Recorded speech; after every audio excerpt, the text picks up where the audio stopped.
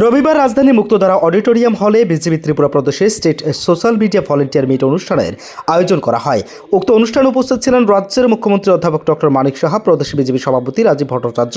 কেন্দ্র থেকে আসা কপিল পারমার এবং প্রদেশ বিজেপি সদর আরবানের সাধারণ সম্পাদক অমিত রক্ষিত। এদিনের কর্মসূচি প্রসঙ্গে সংবাদ মাধ্যমকে প্রদেশ BJP social media convener Arindam Deb জানান, দেশের প্রধানমন্ত্রী নরেন্দ্র মোদী ও রাজ্যের মুখ্যমন্ত্রী ডক্টর মানিক সাহার নেতৃত্বে যে বিকাশমুখী উন্নয়ন সেই কর্মযোগ্য ভারত সরকারের কাছে তুলে ধরা হয়, সেই কর্মযোগ্যগুলিকেই সোশ্যাল মিডিয়ার মাধ্যমে প্রচার করার মধ্য দিয়ে দেশের প্রধানমন্ত্রী নরেন্দ্র মোদীকে তৃতীয়বারের মতো প্রধানমন্ত্রী আসনে বসানোর যে লক্ষ্য, সেই লক্ষ্যকে সামনে রেখে আজকের এই কর্মসূচির মধ্য দিয়ে অঙ্গীকারবদ্ধ হওয়া। তাছাড়া সেই লক্ষ্যমাত্রাকে সামনে রেখে আগামী দিনে কাজ করে যাওয়ার বার্তাও দেন তিনি। এদিনের অনুষ্ঠানে রাজ্যের বিভিন্ন প্রান্ত থেকে আসা সোশ্যাল মিডিয়ার ভলান্টিয়ারদের উপস্থিতি ছিল লক্ষণীয়। আজকে আমাদের যে Shankhanad volunteer social media volunteers meet যেটা অনুষ্ঠিত হচ্ছে আমাদের মুক্তধারা অডিটোরিয়ামে আগরতলা,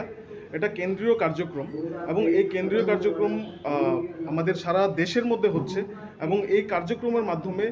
আমাদের যশস্বী রাষ্ট্রীয় সভাপতি যিনি এবং মাননীয় প্রধানমন্ত্রী নরেন্দ্র মোদীজি আমাদের এই সোশ্যাল মিডিয়া এবং আইটি বিভাগে এই শঙ্খনাদ কার্যক্রমের মাধ্যমে একটা শঙ্খনাদ করেছেন, যেটা মহাভারতে শঙ্খনাদ করার মাধ্যমে এই প্রচার বিভাগকে মানুষের কাছে পৌঁছে দেওয়া, গভর্নমেন্টের কাজ, মোদীজির যে কাজ